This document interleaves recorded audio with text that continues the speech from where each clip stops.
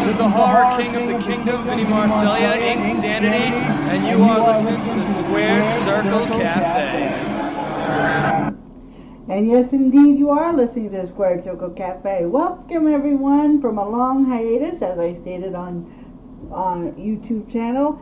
It has been a while, but it's about time I got this party started again, because after all, there's been so much going on. We've got a lot to talk about. Got a few things going on right now, so in the meantime, we're going to get this party started by me saying, once again, I'm sorry for taking so long to come back. I, of course, being Daria, host of the Squared Circle Cafe. It's been too long, I'm really sorry, but I'm going to get off my lazy butt and start getting it more often. But you can get us one of two ways. You can either get us here, live on Spreaker Studio, during our audio broadcast, or two, on the YouTube channel. Check out our YouTube channel. We'll be doing live broadcasts as well, mostly from the front seat of Beth's car, but you'll be seeing us anyway, or any other location I see fit. But for right now, it'll pretty much be the front seat of Beth's car. Speaking of Beth, she'll be joining us shortly. JC right now, she is at work. Jeremy, we want to send our best to him, who's still recovering from his illness that he unfortunately suffered. We love you guys, we miss you guys, but you'll be able to see at least three of us coming up next month.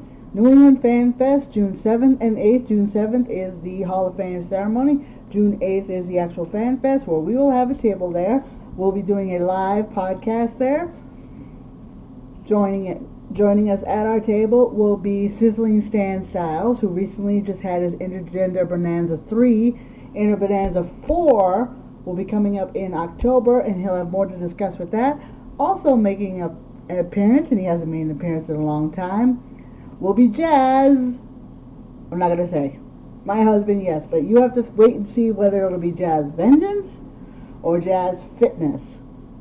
So that's something I'm sure everyone here will be surprised about, and can't wait for that. But yeah, it'll be at the Crown Plaza Hotel in Warwick, Rhode Island, June 7th and 8th. Tickets are on sale right now.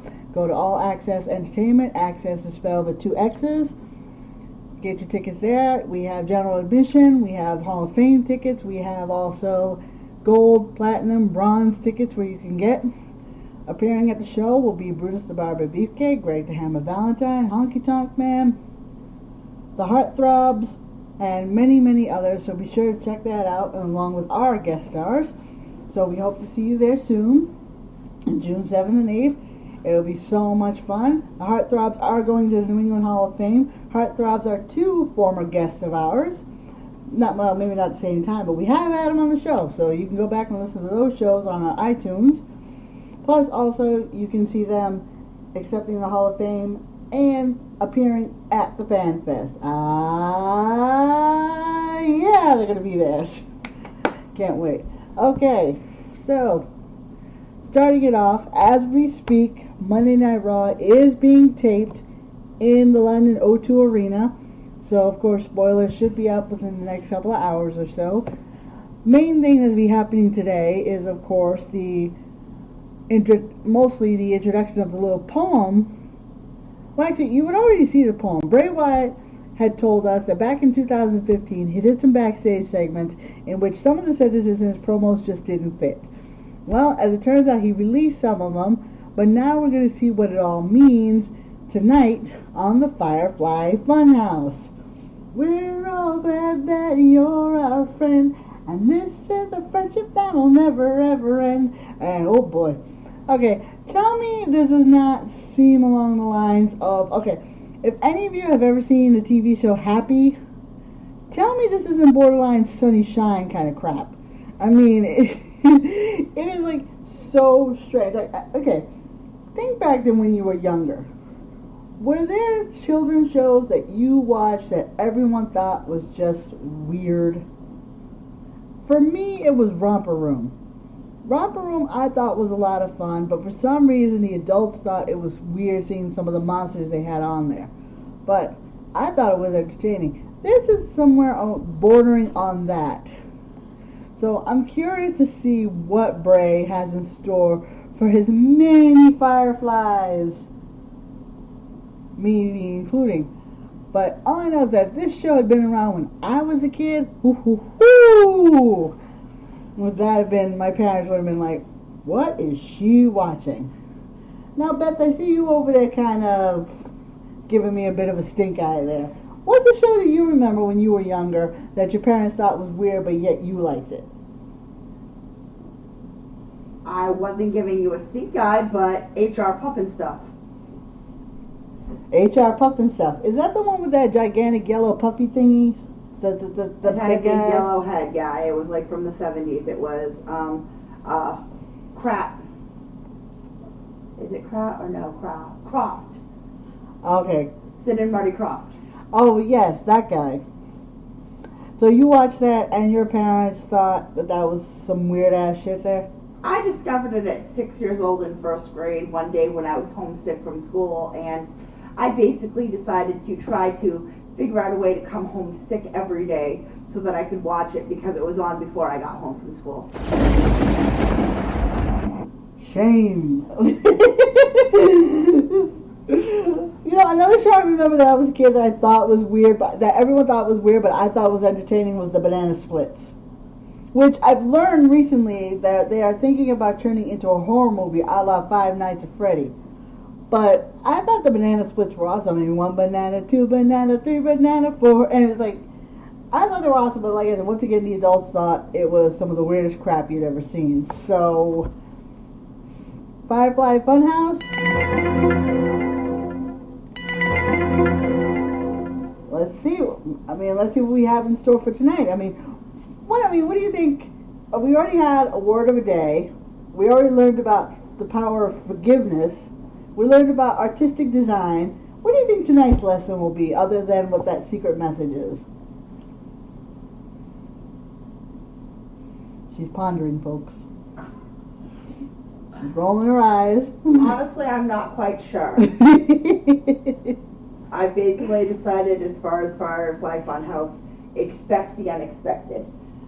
That's true, but I think it's kind of strange how Bray Wyatt is going in the direction of children's host as opposed to where he was before. It's not like he didn't want the little kids with him anyway, if we can remember last year's performance of He's Got the Whole World in His Hands with all the kids. And did you also see the sheep doll he held last week during the, quote, picnic?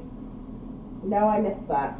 I know, it's one of those things, there's subtle little things, when you go back and watch them, you see them again, and it's like, oh, because not only were the kids sitting there with, like, the dead looks on their faces, but also he picked up a sheep. And what was the one thing that you saw, especially Eric Rowan, always wore? A sheep He head. always wore the white sheep mask, and Braun had the black one. Exactly. Baba Black Sheep, have you any wool? I'm surprised he hasn't quoted that yet. But it's going to be interesting to see what direction this is going in. But I personally can't wait. I have been loving this Fireflies Funhouse, and I have to say it's going to be a lot of fun to see what's going to happen next. Alright, now off tracking when it still comes to wrestling. When it comes to wrestling, a lot of people nowadays seem to be just as much into people's personal lives as they are their professional lives. Thanks to the addition of such reality shows as Total Divas, Total Bellas, Ms. and Mrs., and we get to see the wrestlers' personal lives. And there are some who try to keep their lives personal, but somehow, some way, always wind up getting into the public eye. Like Renee Young and Dean Ambrose. For long as they were on Total Divas, but they were only on for one season because they didn't like their privacy invaded. And even though Renee does acknowledge Dean as her husband, they don't really talk in public too much. However, one such couple has been rumored to be together and has officially come out as a couple. And that is, of course, the BeastSlayer and Becky Two Belts, a.k.a. Seth Rollins and Becky Lynch. Beth, you were one of the first ones to show off this picture to me. It's a picture of the two of them kissing what appears to be backstage. What was your reaction when you discovered that these two were dating? Well, considering I discovered it long before the picture, when the picture came out, my response was, it's about frickin' time. Well, they're doing what they call social media official. Yes. Because nowadays you can't seem to be a couple unless you go Facebook Live with it. Such and such person in a relationship with such and such person. Engaged to this person. Married to this person. Slept with this person. I don't know. But, but yeah. It has been rumored that Seth Rollins and Becky were a couple. We did see them sitting next to each other at the Hall of Fame. And rumor had been spreading around that two of them were a couple. But Seth Rollins decided to post on his Instagram. How did he word it? I guess this makes it official. Is that the wording? I believe. I guess it's okay to post this now at Becky Lynch. Oh yes. But you see, here's the thing. That actually came from him after a Twitter conversation between Becky Lynch and Beth Phoenix. Hold the phone.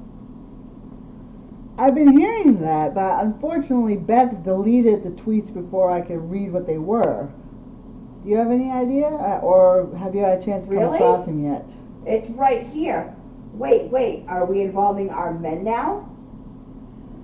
Oh, of course. And Becky's reply was, I'll ask him at WWE Rollins. I see. Of course, we're all referring to Beth Phoenix's husband, the Hall of Famer Edge. So, ooh, that'd be interesting. If Edge was able to fight, a mixed tag team between those four would actually be pretty funny.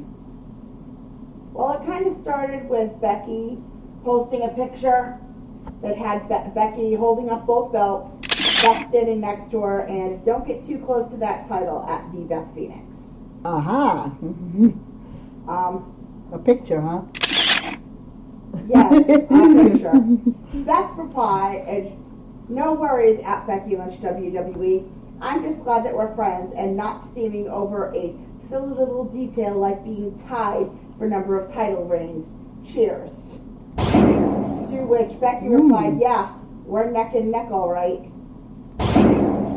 Shots fired.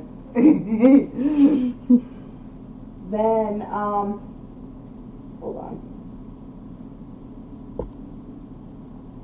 Okay. Then Edge chimed in with, listen, the man, you're doing good for yourself now, kid, but we can all find the footage of your steampunk phase with a familiar entrance where you attempt Edge light and fail. So be gone with you. Becky replied, yeah, no, you're right, Edgester. They want me to be nicer on social, and I forgot. On this day, I see clearly. Everything has come to light. Pals? And then that was when Beth said, wait, are we involving our men now? And then Becky said, I'll ask him at WWE Rollins. And that tweet, which came 23 hours ago from Becky, was the last one.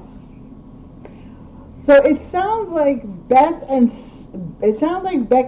and Seth were trying to keep it under wraps, but it inadvertently slipped out on Twitter.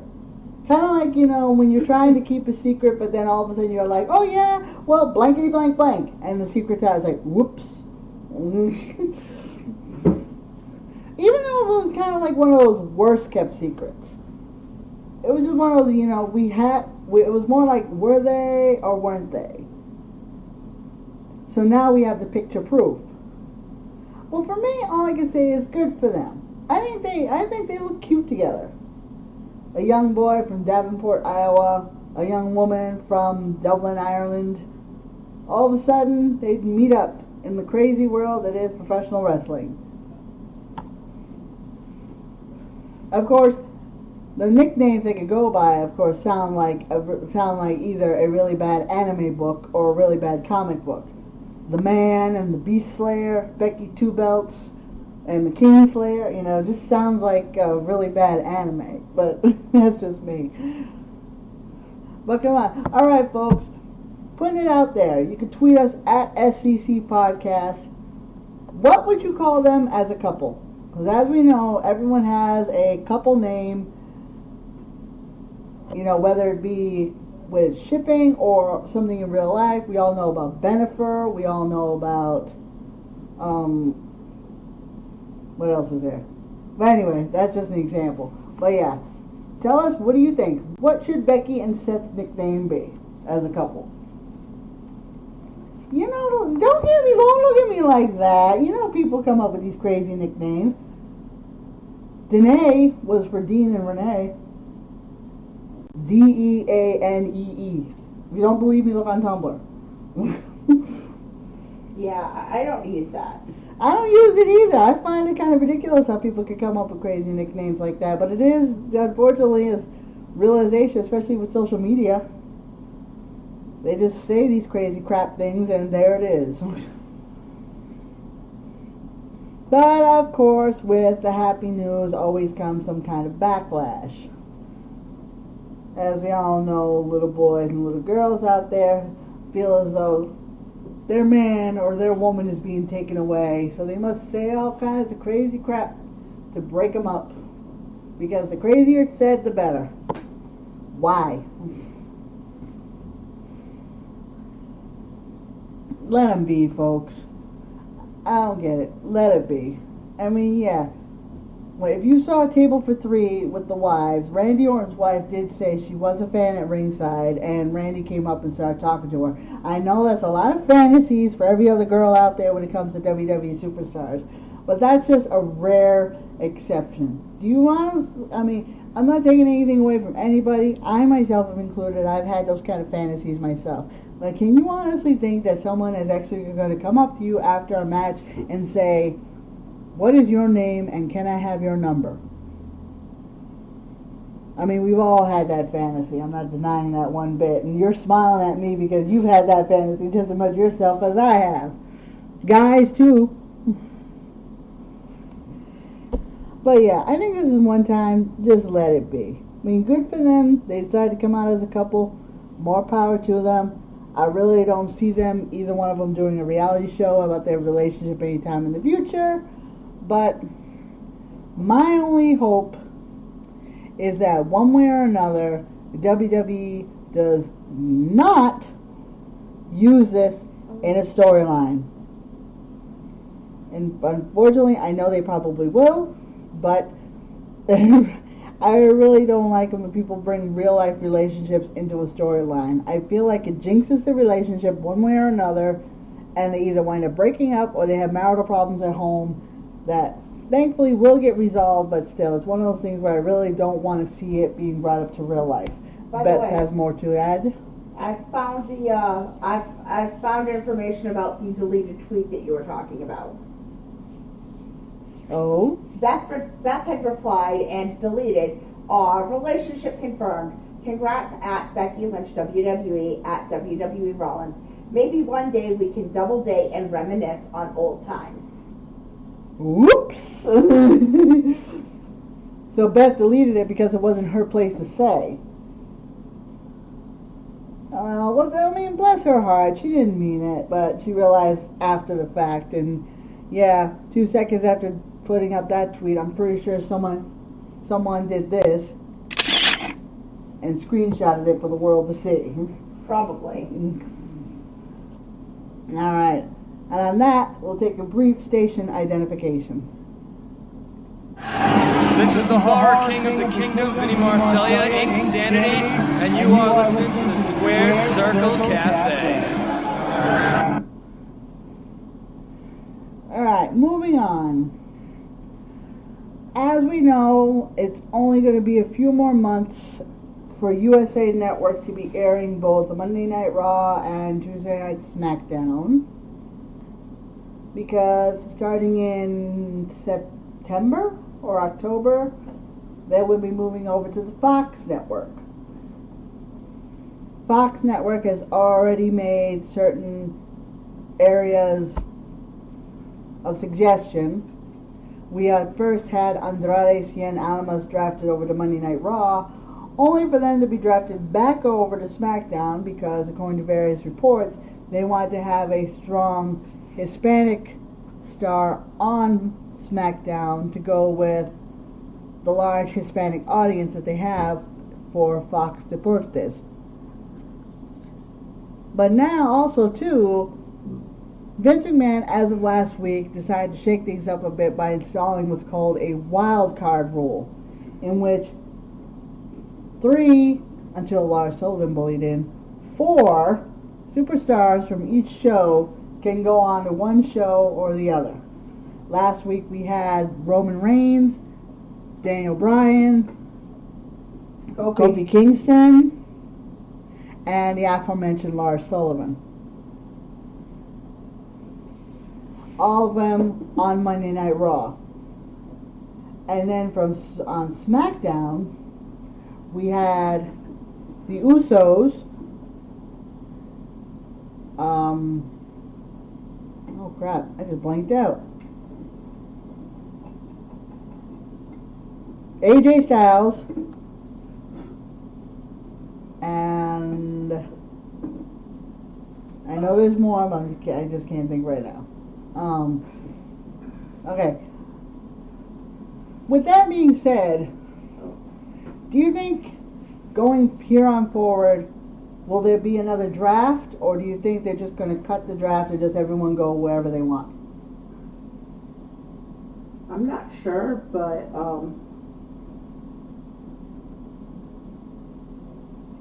let's see.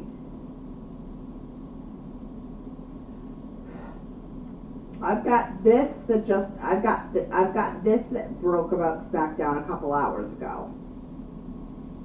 Since the announcement that WWE landed a new television deal with Fox, which would see SmackDown Live move to Friday nights in October of 2019, there's been speculation the broadcast network might want to expand the Blue Brand's weekly broadcast to 3 hours. Such a move would match the length of USA's Raw and create even more live programming for the Rupert Murdoch-owned channel. It might make sense on some level, but the speculation can be laid to rest. Fox has unveiled their fall schedule for this year, and SmackDown is only slated to run 8 to 10 p.m. Eastern. The show, which currently gets the best numbers on Friday nights for the network, Tim Allen's Last Man Standing, is on hiatus. It will debut on a new night sometime in 2020. All of Fox's future plans for Fridays and WWE may depend on how well the Blue Show does at drawing new viewers for itself and other Fox shows. Asked if SmackDown is an island, which will only be watched by dedicated wrestling fans who won't watch other programs on the network, Fox Entertainment CEO Charlie Collier told Deadline, if it's an island I would want to go to and spend some time. I don't think it's an island. I think it's another great promotional vehicle for us for our other nights. It's a unique asset. It doesn't sound like Fox will make excuses for SmackDown if it gets off to a slow start either. Fox Sports chief Eric Shanks revealed by reiterating the network's expectation WWE programming will have benefits for other shows on their network. The WWE joins our schedule at clearly our strongest part of the year, when Fox has the highest circulation of any network on television. Being able to have that Thursday through Sunday circulation, it has to have a positive impact on the rest of the week. There's just no question about it. We'll see how Fox's WWE works out soon enough. And just to give credit where credit is due, the source for this that I have just read from is CagesideSeats.com. So thank God they're keeping SmackDown at 2 hours. Because as we all have seen, Raw at 3 hours is already tough enough. No pun intended. And that's not including the main event taping they have before the show starts. So the fact they're keeping it at 2 hours, yes, thankfully. But it seems like they got some good ideas going for Fox Network and all. It just seems like it's going to be weird once again seeing WWE programming moved from one network to another. I feel like they've been on USA, then they went to TNN, then that turned over to Spike, then they changed over to back to US, then they changed over to UPN. No wait, that was SmackDown. Well, the point is that how many networks has WWE programming been on? A bunch. Well, let's see. I'm surprised NBC didn't want them back. Let's see. Monday nights have been on USA Network for as long as I can remember. Literally. For like 30 years or so. Because I'm pretty sure prime time was on when I was like 10. But there was that with the divine team of Gorilla Monsoon and Bobby Heenan.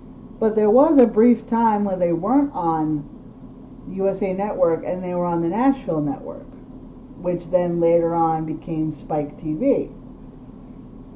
So, And but then you need to remember also, there was the point almost 20 years ago where we had Sunday Night Heat on MTV. yes, And when SmackDown debuted, SmackDown was on UPN, which is now MITB. yes, Spike was in there somewhere with stuff. Not to mention, they had like the syndicated shows that were on like regular networks as well, like Superstars and stuff. But I mean, basically, if you recall, for the most part growing up, Superstars really was just a rehash of everything else that had gone on during the week, right. with like maybe one or two matches, but it was basically kind of what main event is now, where people that they really didn't know what to do with, but they were giving a little bit of TV time to, wrestled on. So you think with the move over to Fox Network, do you think this is going to benefit WWE more, especially with the low ratings and everything, or do you think nothing's going to change? Well, here's the thing. Of the two shows that are currently on USA, SmackDown consistently gets the higher numbers and the higher ratings. So I kind of feel like USA might be dropping the ball on this by letting SmackDown go, because SmackDown has been the better performing show for them overall. Well, I've always felt that SmackDown was always the better show anyway, even before Raw went to 3 hours. But, yeah, it's going to be weird for them to try to find something to top that. At the same time, I also feel like the whole putting it on Friday night is slightly risky, because given the choice, most independent shows are on the weekends. Thursday, Friday, Saturday night, sometimes Sunday afternoon, Sunday evening. Are you going to want to sit home and watch WWE on TV, or if you have the chance, go to a live wrestling event somewhere? That's true. It almost makes you wonder if maybe Fox is kind of setting them up for failure to use it as a write-off. Which doesn't seem fair. I mean, yeah, that is setting up for failure. I mean, Friday night, but there was a time where WWE was on Friday nights. It was Friday Night SmackDown for a while, but that was when I think it was still on UPN. And the thing is also, it wasn't the live aspect. SmackDown was still taped on Tuesday nights and then aired to make us think that it was live, but it actually wasn't, because how many times did we go to tapings on Tuesday nights only to be able to watch it when it aired live on the TV to see if we could see or hear ourselves in the audience? Yeah, that's true. I mean, who didn't do that? However, would they want to go back to that formula? Because we all know, especially with social media nowadays, and I just said earlier in the program, spoilers for Raw is going to be coming out within the next hour or so. Honey, spoilers for Raw have already started. I've looked. Exactly. We're going to go back to that old formula of read the spoilers Wednesday morning and decide whether or not to watch the show Friday? Fox is guaranteeing that they're going to keep it as SmackDown Live. So that means that the wrestlers will be going back to the old schedule of Friday, Saturday, Sunday, Monday. And then Tuesday, Wednesday, Thursday off. Right. Which kind of, depending on which show you're on, some of the wrestlers currently have. But if they go back, if they don't do the draft anymore and they want everybody on every show, is that going to wear out the superstars again like it did before? Like, the whole point of the draft was to have like one show with a certain number of stars and one show with another certain number of stars, and to give each other a break. And then we have like bragging rights or Survivor Series to join everything up. Now all the pay-per-views are joining up. Well, the pay-per-views have been both brands for a little over a year now, because it started shortly after WrestleMania last year. Right.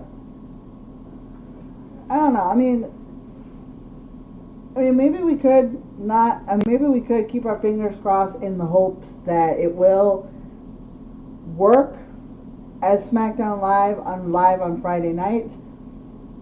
But just as much for WWE to hope that people will sit home on Friday nights and watch them. Now, independent shows might have a bit of an issue because, you know, do you go to a live show or do you go to a live show?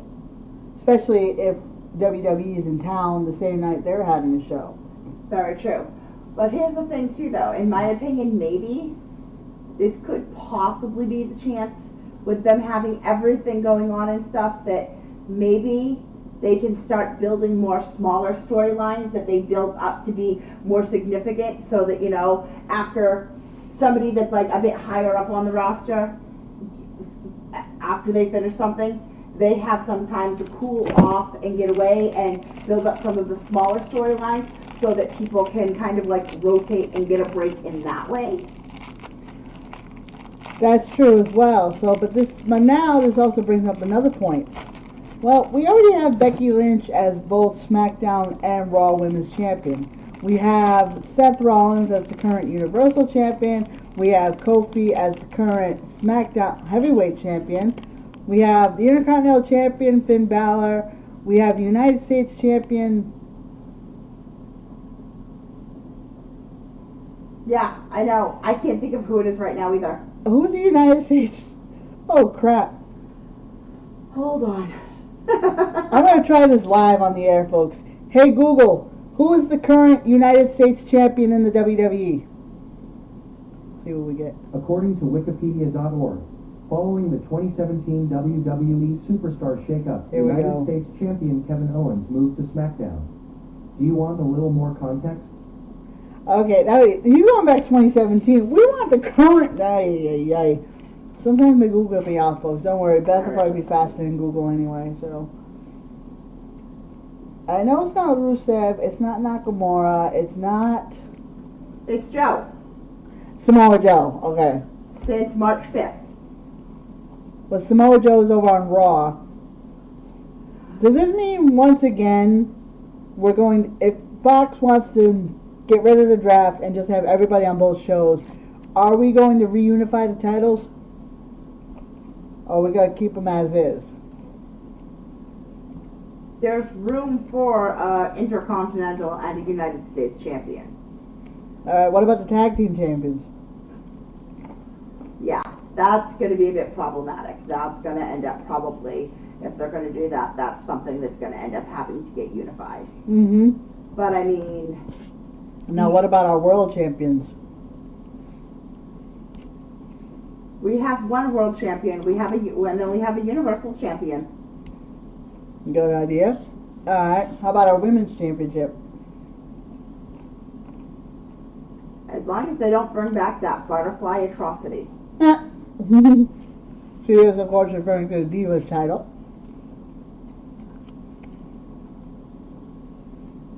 But yeah, it's going to be something to see what's going to happen this going forward, because well, I mean, when you switch networks, you pretty much are starting over from scratch. And it's like, you just want to make sure that people will still tune in, even though they're going to be on different networks. I mean, well, NXT will still be on the WWE Network no matter what. And of course, you'll always be able to get the replays on the WWE Network. So it doesn't. So I guess it doesn't matter when you turn in. However, and actually, surprising, little known fact, you can actually view the most recent episode of NXT as well if you don't have access to the network. The day after it airs, it's available on Hulu. Yeah, Hulu still has a lot of old programming too. But speaking of the WWE Network, I got this email, and I'm pretty sure all of you got this email, that apparently WWE Network will not be available on certain devices after May 21st. One of which is a device I own, and an Amazon Kindle Fire, which kind of pisses me off a little bit because like I like watching the network when I'm in bed, especially if I'm like too tired to want to sit on the sofa to watch it on TV. I'll watch it in bed, and I try to shut my phone off at night, so I don't want to have to turn my phone on just to watch the network. I like watching it on the Kindle, but now it won't be available on the Kindle Fire. It won't be available on the PS3. It won't be available on some Apple products. So it's all in the email and stuff. I think kind of stinks that, especially for Amazon, because now I feel like I need to remove the app completely from my Amazon. I mean, I have it on my phone so I can see it when I'm on the road and stuff, but like I said, at night, I want to give my phone a break and watch it on my Kindle if I'm too tired to sit on the sofa and watch it on TV because I don't want to fall asleep on the sofa. Does that make sense? I'm sure some of you do the same thing. Don't look at me like that. I'm not just talking to Beth. I know all of you are looking at the screen going, huh? But some of you do the exact same thing. So be sure if you're a WWE Network subscriber, check your email. I'm pretty sure you would have gotten it. Whatever device you have, check it out. If it's on the list, you are SOL. If it's not on the list, you should be fine. Thankfully, my husband owns a PS4, and our network is on there, so we're able to watch it on the TV, no problem. It's just there's always an argument over which program we want to watch, because he wants to watch something old school, I want to watch something recent. And speaking of recent, who has checked out the recent episode of Table for Three with the wives? The wives, of course, being Giovanna Angle, Kimberly Orton, and Rebby Hardy, married to Kurt Angle, Randy Orton, and Matt Hardy, respectively. I never would have guessed by the last names who they were married to. Had to be certain of that. Ah! Seth Rollins' biggest fan has just walked in the door. My son, Sean. Sean, say hi to everyone listening right now. Hello. Hello. Y'all better be supporting this channel. I'm sure they are. Thank you. So yeah. So before we continue with Table for Three's review, I have one quick question to ask you, Sean. Yeah? It was made official today. Becky and Seth made it official that they are a couple. How do you feel? He's pondering, folks. Becky's lucky. He says Becky's lucky. Aww. And that's from Seth Rollins' biggest fan right there. Put it this way, folks. My son was Seth Rollins' good luck charm. He met Seth Rollins 2 weeks before WrestleMania. And what happened? He won the title. He won the Universal Championship. So yeah, we're pretty happy about that. Beth, what is that you're listening to? I was checking out Rebby's Snapchat. Oh, Rebby. And then it went to the next thing in my feed, which is Cosmopolitan. And I got out of that real quick because I don't need this non-surgical butt lift to make my booty pop.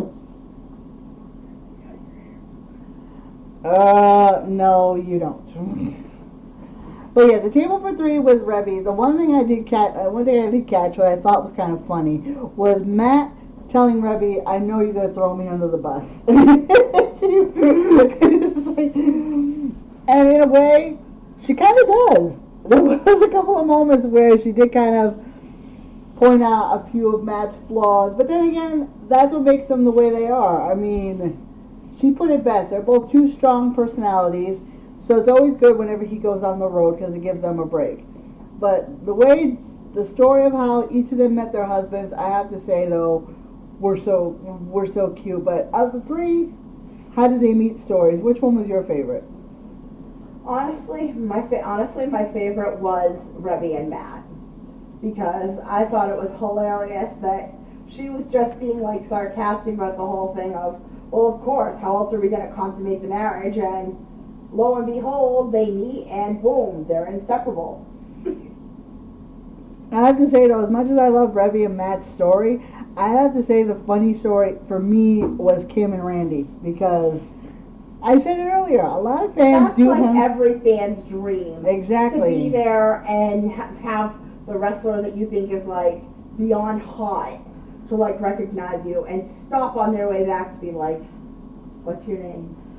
I want to take you out. I know, and I have to admit though, because that's why it made me laugh, because it was like, how often do you actually hear something like that actually happening? So for them, I thought it was really cute, and of course, but then again, the only two proposal stories we got to hear were Revy and Kim. Yeah. We didn't hear Giovanna's proposal story.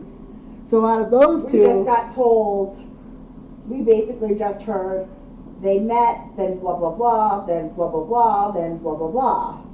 Like, we got like the timeline, but like we didn't get like details or anything like we did with Kim and Randy. And but out of Kim and Revy, I mean, you could see Revy's face when she found out just how romantic Randy went to propose to Kim. You can almost guarantee she went to Matt afterwards and was like, "What? Excuse you, excuse you, Mr. Hardy." Not taking anything away from how he proposed, because he was pretty sweet about it. It was just funny how Revy was just like, "You got what?"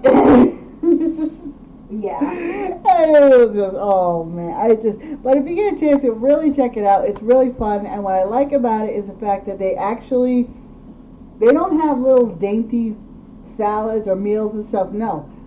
I guess because the three of them are from like the New York tri-state area, they had a huge New York pizza.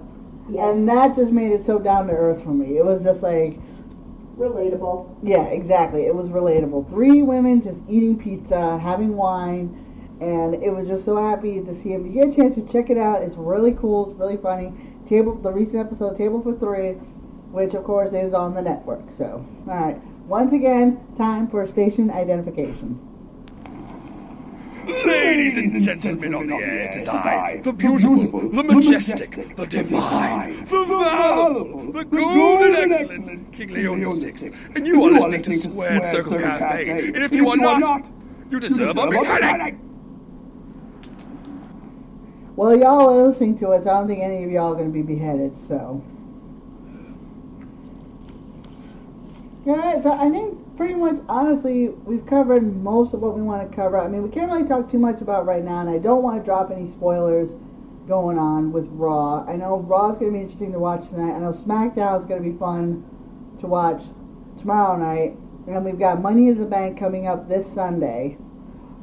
Alright, so let's, actually no, I want to wait till later in the week to drop Money in the Bank predictions, so, but, oh yeah, Money in the Bank is coming up this Sunday, and they have playlists of some of the cash-ins that were both successful and unsuccessful and stuff, but for me, my favorite cash-in will always be the one I actually saw live in person, which was Baron Corbin against Jinder Mahal here in Providence, and John Cena prevented it from happening. But for me, it was like I finally got to see a cash-in, and the fact that he failed miserably made it even sweeter. I was so happy to see that.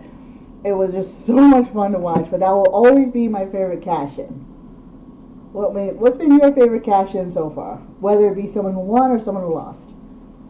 Honestly, my favorite was Seth at WrestleMania, when he cashed in and he beat Brock. Ah. And the thing is, legit, I wasn't a Seth fan at that time, but I thought it was freaking great.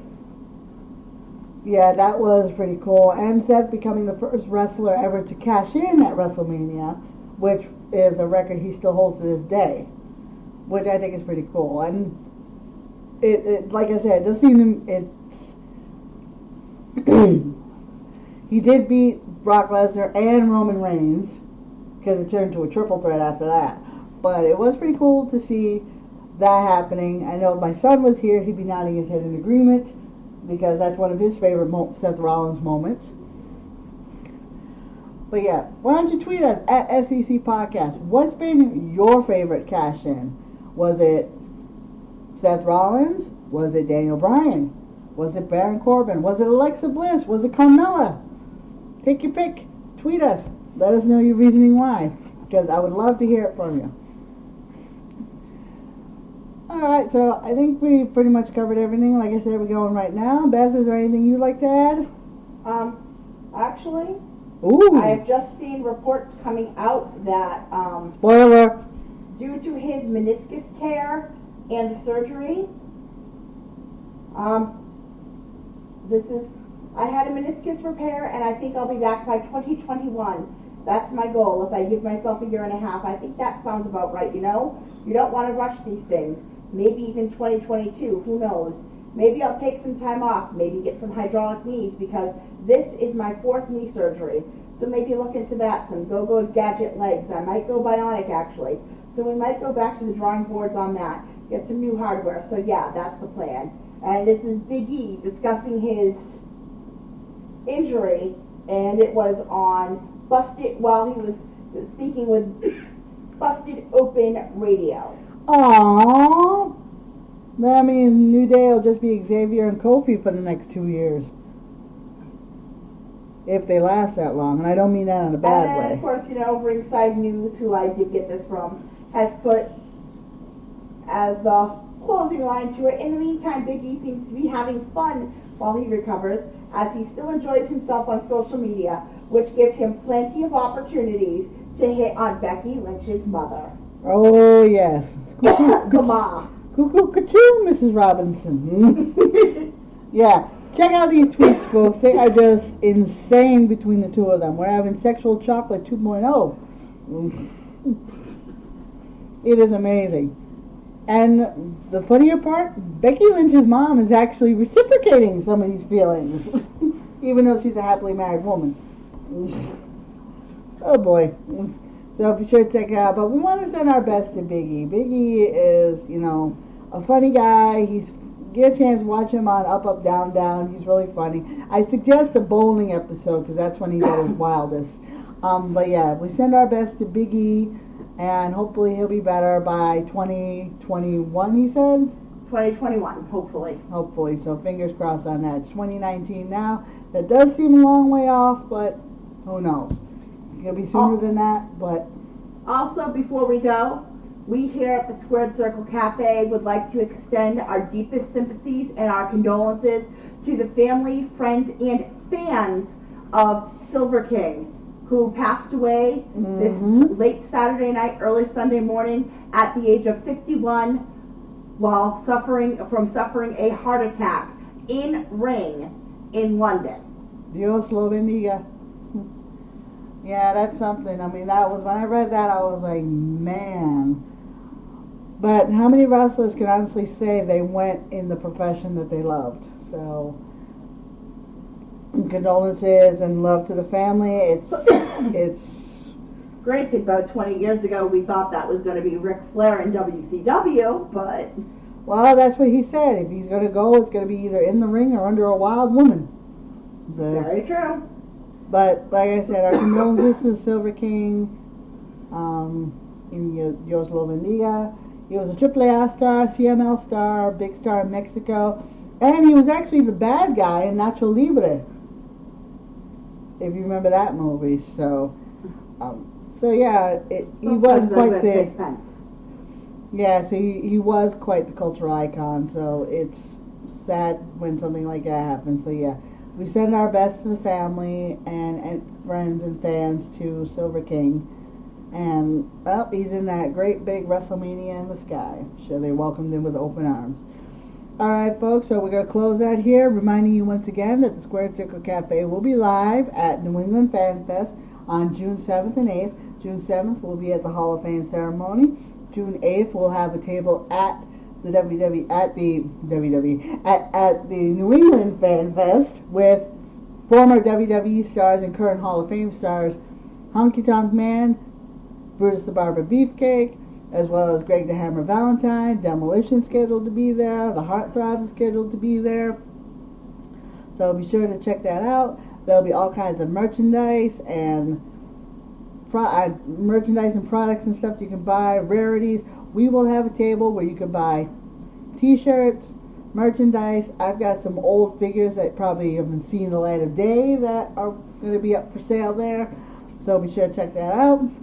June 7th and 8th, Crown Plaza Hotel in Warwick, Rhode Island. AllAccessEntertainment.com. Access is spelled with 2 X's.